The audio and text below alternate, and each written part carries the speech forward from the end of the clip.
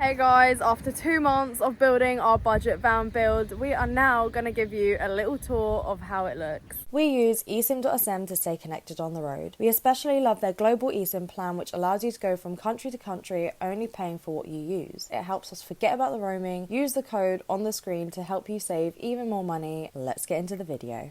So let's start off with what it is. It's a 2008 Mercedes Sprinter high roof long wheelbase.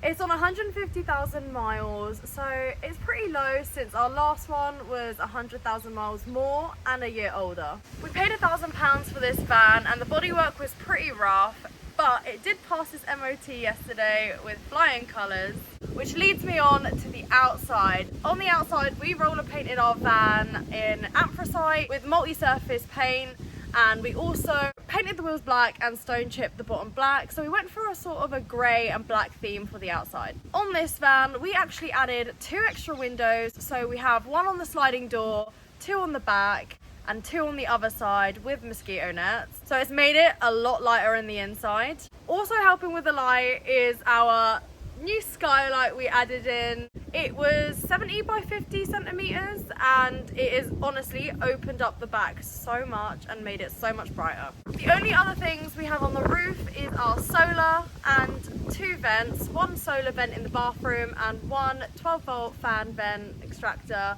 in the main cab. Now let's get to the garage space.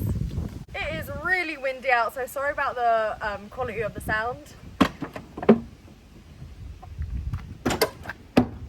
So as you can tell, we've already moved into our van and our first night was actually amazing. Let's move on to electrics. We have a 280 amp hour lithium battery by EcoWorthy, and the cool thing about that one is it's Bluetooth, so we can actually monitor our battery on our phone, which moves us on to our 2000 watt inverter, which pretty much only powers our highest consuming thing, which is our water heater, and that only takes 1500 watt, so we've got plenty. Our electric setup is pretty simple, which moves us on to our DC to DC 20 amp charger. That basically allows us to drive and charge our battery at the same time. It's also connected to our 390 watt solar. The cool thing is it actually regulates the solar and works as a solar controller as well. Moving on to our water setup. Our water setup was the only thing that was actually holding us back from being completely off grid. We have 210 litres of water. On our previous van we only had 150 and then had to add another tank. But this one is a really big boy, but it's going to let us stay out for about 2.5 weeks. We've got our water pump. It's a 30 psi water pump. It usually is used for like boats, off-grid homes and stuff like that. That's pretty much it. Our plumbing is fairly simple and I'll explain to you a bit more about it when we're in the shower. Which moves us into the inside. So I'm going to start with the cabin space because this is the first thing you see when you walk in. We have now added a swivel seat onto our passenger chair, which allows us to have this space for an extra guest or use it for work or extra worktop area. The swivel seat is honestly a game changer. It opens up the van so much. It was quite cheap. It was, I think, about 100 quid. No, it was actually cheaper. We actually got a deal for it. It's a little bit cheaper, but it's usually around 100 quid. Next up is our Toto radio. Basically, we're going to be able to listen to some tunes on the road now because our Bluetooth radio is going to be amazing. And it also helps with directions as well because I'm not the best navigator and Connor needs all the help he can get. The only other thing we have added to the cabin area is this overhead storage. Honestly, I really recommend it for anyone who is thinking of doing a van build. As you can see, it's already been well used, so yeah. Definitely recommend it. Now, for the sliding curtain, we really wanted something that sort of split the cabin area to the main living space. I made these curtains by hand and I put black on the outside and grey on the inside so that you can't see in. Curtains are also a really cheap, lightweight divider to split off the cabin space from the back. Which moves us on to the shower room. This shower room is 100 by 70 centimeters. The reason why we wanted it to be so big is because I didn't want to have to take the toilet out whilst having a shower. Over the last 5 years of living in a van, we have battled our way through trying to find a really good shower setup that was convenient, efficient, and also looked good as well. I have linoed the walls to make it sort of like a wet room, and we've also added a gym style shower head that is very small and out the way. As well as that, we have a low profile shower button, so not only am I not going to hit into it anymore and have 2 AM showers when I'm trying to go to the bathroom, but it is also timed, so it helps with water consumption and knowing how much you've used, because we only have a 6-litre water heater, so you don't want to run out of water when you're having a shower. But the good thing with our water heater though is it's a household one, and if I just leave it on, I can have the longest shower ever. It's basically unlimited hot water, but if I don't want a hot shower, I can switch it off and have cold showers, but who really wants that? Last 2 things probably worth mentioning in our shower room is our separate tiny toilet. It is a compost toilet with a separate liquids and solids container. So this toilet is in the mid-range, but it is easy to change. It tells you when it's full, and it just looks like a standard toilet. So that is one of the reasons why we went for it. And the last thing is our shower blind. I don't know why more people aren't using this. It's a really sleek design. It's lightweight. It's a roller blind by The Door company. It's self-cleaning. It comes in loads of different colours, and it's customizable to your size door, or you can buy one and cut it down yourself. This is our wardrobe. We wanted to have a big wardrobe so that we could fit all of our clothes in one space. We added sliding doors because it was a lot better of a design than having one that opened up into the walkway just in case someone wanted to go past. It's a pretty multifunctional space. It also carries our water heater in there as well, which leads me on to my get ready area. This is my mirror. We've jazzed it up with a few different souvenirs that we picked up over the travels. It's got 2 LED strips on either side, which we have this little worktop space underneath, and it's got our USB charging and our wall sockets. And underneath here we have our bin. It's quite a big bin, but we want to make sure that we're staying off grid as much as possible. I don't really want to have to empty our bin every 2 days, so that's the reason why we went for such a big bin. The whole aim of this van was convenience and being able to stay off grid as long as possible.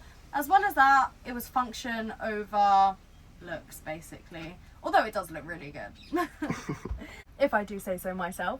Moving on to our kitchen area. This is probably one of the best kitchens I've seen in a van. And yeah, I'm gonna say that. The reason being is we have a full-size sink. It's a plastic sink, so it actually saves weight, but also, have you tried washing up in a camping sink? It's actually impossible to not get water everywhere. So that's why we opted for a big sink, and I love it. All of our cabinets and drawers are B&Q flat pack cabinets. The only thing we did to these cabinets was cut 1.5 inches off the backs on this side and on this side, and it just gave us a little bit more room on the walkway space. Which leads me on to our worktop space. We have a pretty decent amount of worktop space. We have our draining rack here that we can use. We've got a worktop space here. Because our oven has a glass top, we can use that, and we've also got a pull-out space, so we've got so much worktop space. This is our fridge. It's an Alpicool fridge freezer, and it's 65 litres, which makes a big difference to the last one, which was 45 litres, so we've got plenty more space to put our fresh food in. It's super quiet and energy efficient, which is another reason why we chose it. And moving on to our last thing in the kitchen, and probably the best decision we ever made, is our Thetford XXX oven. It has a 3-burner hob with 2 different sizes, and it also has a grill as well. So can anybody say grilled cheese?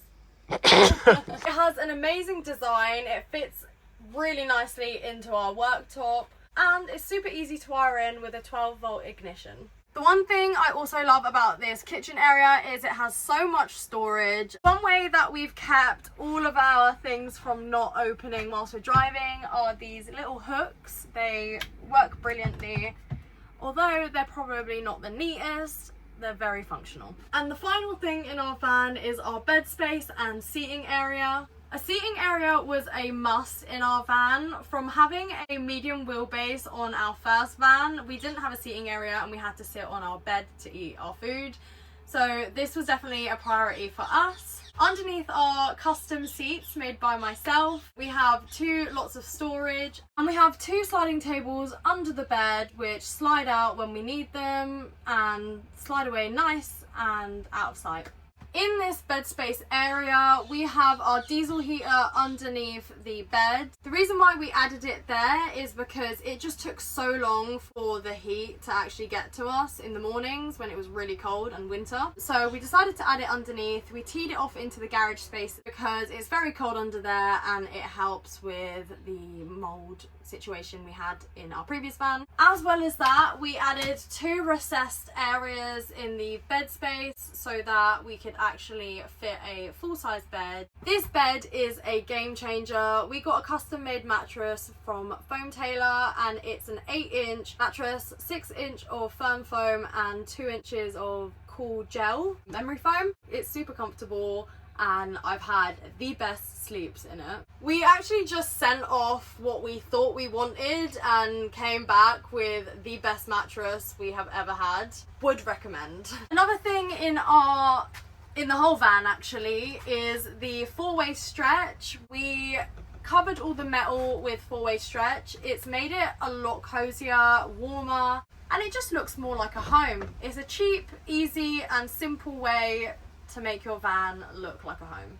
The final and probably my most favourite thing we have added to our van is our skylight. Honestly, it's so bright and airy.